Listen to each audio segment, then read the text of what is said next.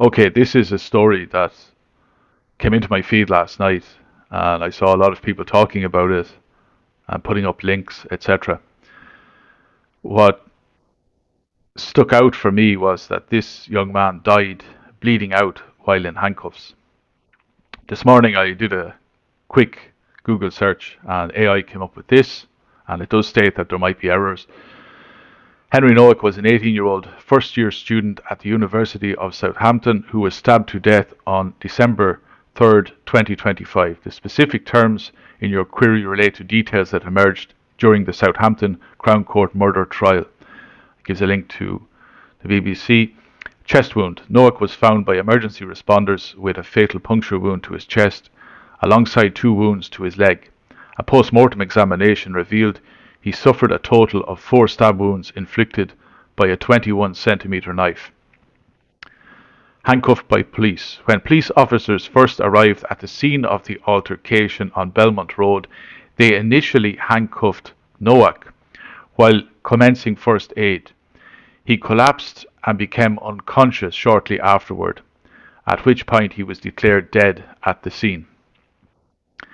Racist abuse allegations. The defendant, 22-year-old Vikram Digwa, claimed at the scene and during the trial that he was racially abused and attacked by Nowak, arguing that his actions were in self-defense in the heat of the moment.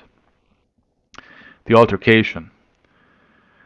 The prosecution presented video evidence recovered from Nowak's own phone, found in Digwa's pocket.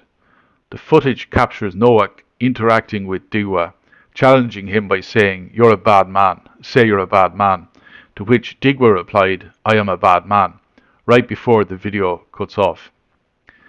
The prosecution argued that Digwa failed to seek help for the dying student and instead focused on accusing him of being a drunk racist.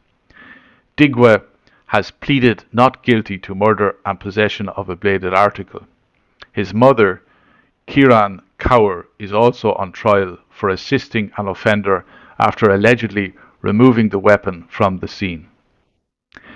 AI responses may include mistakes, right? But this is the bit I wanted to get to, and it's where, yeah, it says Digwa has pleaded not guilty to murder. Okay, right. Um, he failed to seek help for the dying student, and instead focused on accusing him of being a drunk racist. So what I want to speculate upon is that it's possible when the police arrived, they were told by Digwa that the guy on the ground, covered in blood, blood is probably pumping out of him at this stage, he probably said to the police, that guy is a drunk racist. And when the police heard the word racist, they immediately handcuffed the victim. And the victim died in handcuffs because the police have been trained, conditioned, like everyone else, to believe that saying racist words is worse than murder itself.